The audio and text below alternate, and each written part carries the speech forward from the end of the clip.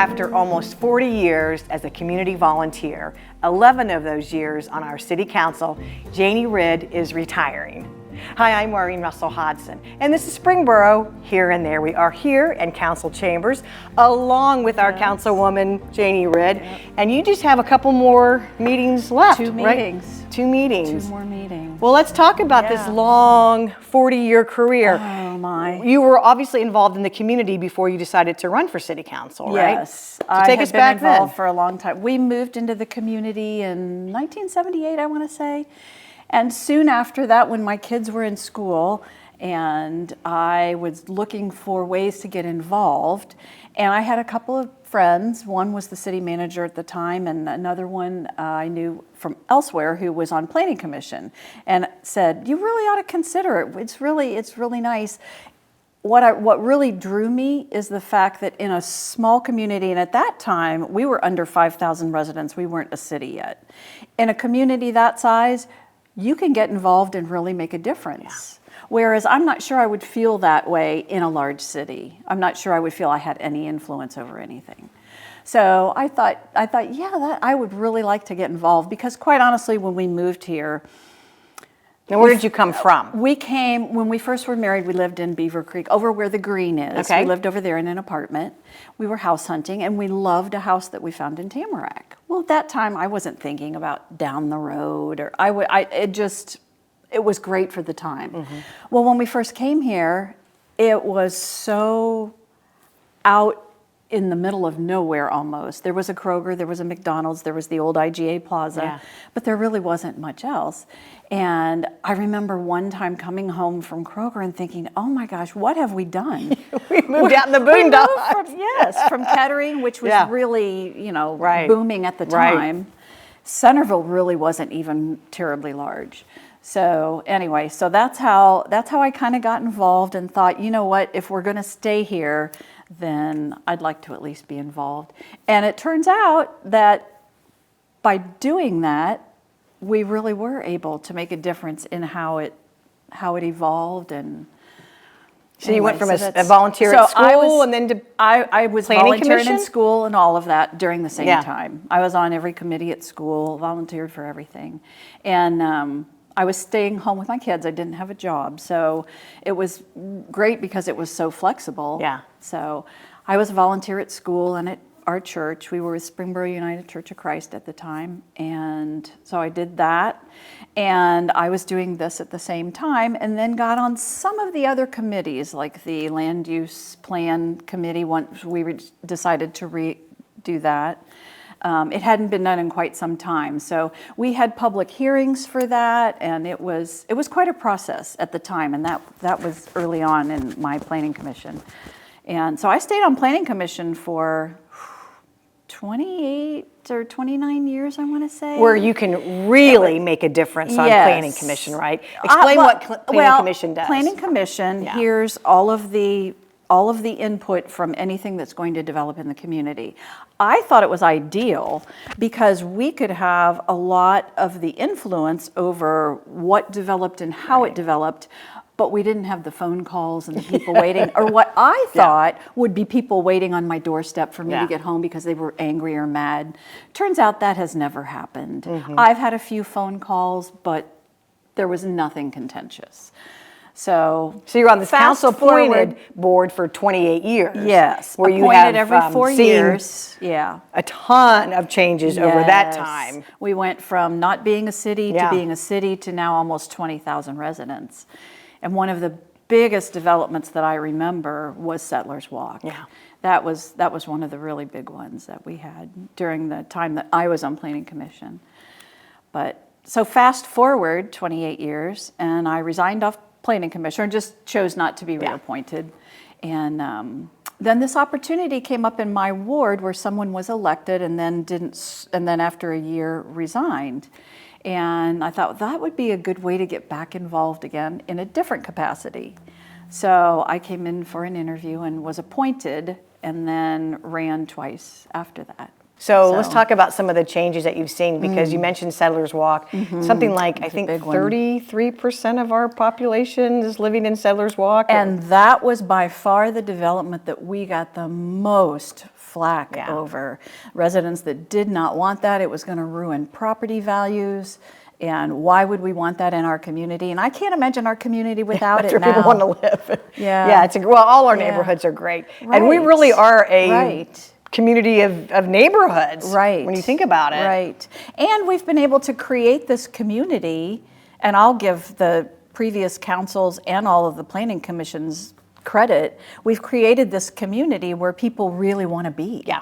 And, we're lucky for that. Sometimes it can be a bad thing if people, don't like the development going on, but people really want to be here. And they want to stay. Yes. They want to raise their kids, and they want to stay. So I think that's a good thing in my mind. Yeah.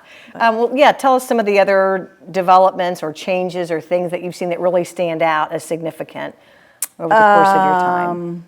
Settlers Walk was a big one. Yeah. Wright Station. Yeah. That was one that I would say I'm really proud of, that we were able to accomplish that. What a destination that place is. Yes. Every day. And the Performing Arts Center. Yeah. Those together were a really big one that happened. That was while I was on council. And the improvements to our parks and our parklands. I mean, we now have Hazelwoods with the dog park. We have Casey Jane with the splash pad, the new playground at North Park, and all of the improvements that we're continuing to do at all the other parks. And the events. The events have really, really changed, and that's a lot thanks to you as well. But the events have really taken off too. So, any of the community events that you really enjoy, that really think is a signature event, like? Definitely Christmas in Springboro. Getting ready for that. But now Art Fest as well, I think. And I really credit our residents for doing things like that. I mean, they're the ones who have really stepped up and decided that those events are important. The Historical Society, I mean, we're so lucky with our residents and how involved they want to be, the committees that they serve on. And it's certainly not a passive community, is it? No. I often have to tell people, oh no, the city is not doing Christmas in Springboro. We support through a lot of ways, but there's a committee of volunteers. We support those invest. Right. But then we also have the ones you do. We have a lot Fest of, and Bike the Borough, and I mean those are all wonderful events too. Touch a Truck. You can't go a couple weeks in Springboro without having something fun to do. You should never be bored if you live here. And I think one of our most popular ones is the concerts in the park. Yes. And think how much that's grown. Oh my goodness. And we know you have a favorite band. Oh yeah, I do. The Bob Seger tribute was my favorite. Okay. Everyone else's journey, I'm Bob Seger. But to offer something like that to our community for free, but I'm really thankful that we have the means to be able to do that and provide that for our community. The events, the concerts, the things that make it a community. Yeah. Well, let's talk about your family a little bit, because your husband's been around with you for the whole time. You've got kids, you've got grandkids now. We will just celebrate our 50th wedding anniversary next summer. Okay. We both went to Purdue, and that's where we met. I'm originally born and raised in Indianapolis, and he was from Kettering. So that's how we ended up here. Okay. And we have 2 children who both started and ended in Springboro schools. And at the time they graduated, one was in 98, one was in 2001. And at that time, it was very unusual because of the change in because of our growth. Yeah. They were in a minority of having started kindergarten and graduated high school. Oh, okay. Here. So they were the whole, yeah. Nice. So anyway, they, our daughter is in Dallas, so we get to go see her, and she comes home, and our son and daughter-in-law and 4 grandchildren are in Lexington. So we get to see them and we may see them with you. How about in the parade? Oh, in the parade, they love riding in the parade. And I told them, I said, you guys, this is the last parade. Oh, okay. So are they coming? Why? Oh, yeah. Yes, they're coming. What kind of grandmother are you that you take that privilege of a parade away? So, and I tried to explain to the littlest one, he's 8, and he wanted to know why. And I said, well, because the position that I have, I'm not going to have anymore. And he said, well, how old do I have to be to do it? I said, well, I don't think you can. I think you have to live here and you have to be you have to be an adult. So, But you might have some yeah, future council members or more in your house. But Who knows? they look forward to the parade every year. They Yeah. do, so That'll be fun. yeah. So And so what are your plans like come January? Your second and fourth Thursdays are going to be available. I know, and it's going to be a lot easier to plan what we want to do without having to worry about being gone for meetings, because I never wanted to be absent, never wanted to miss too many meetings. So now we don't have to worry about that. We're going to go on a cruise in January down to the Panama Canal. Oh, wonderful. So, and so then if we choose to do something and want to stay away longer, we can do that, and I don't have to, worry about missing meetings. So, I know it's a lot, but just briefly explain the role of a council person here in Springboro. The council person here in Springboro, I consider it to kind of be the face of the city.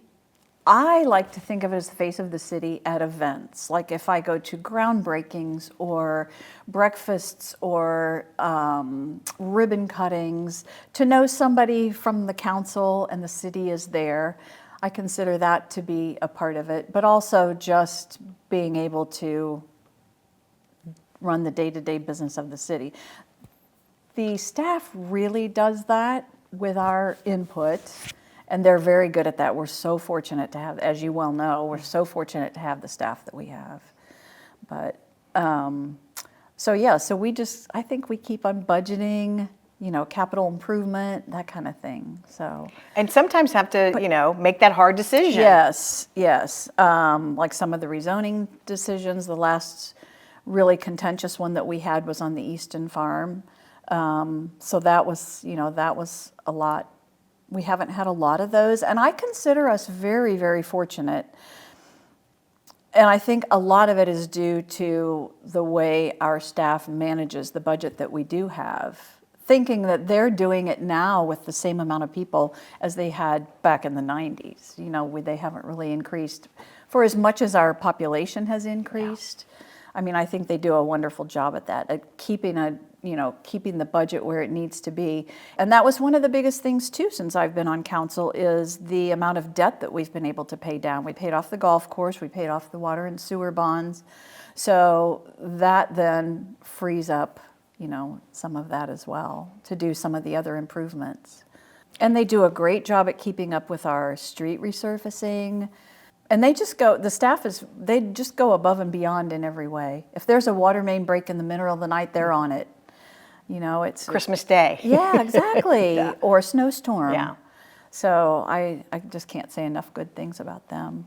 So when people come in here or watch a council meeting, the camaraderie amongst you all is just so obvious. I mean, it's a good group and you all really gel, right? It is. Yeah. It's a great group. And it's not to say that we always agree on everything, but we're able to talk about it and compromise or decide, yeah, I see your point. That probably is how we should look at this. So. Well, there's the meetings that you have twice a month, but there's a lot of prep work, a lot of study, and you're not coming into these meetings blind. You are We very have all well the prepared. information ahead of time, yes.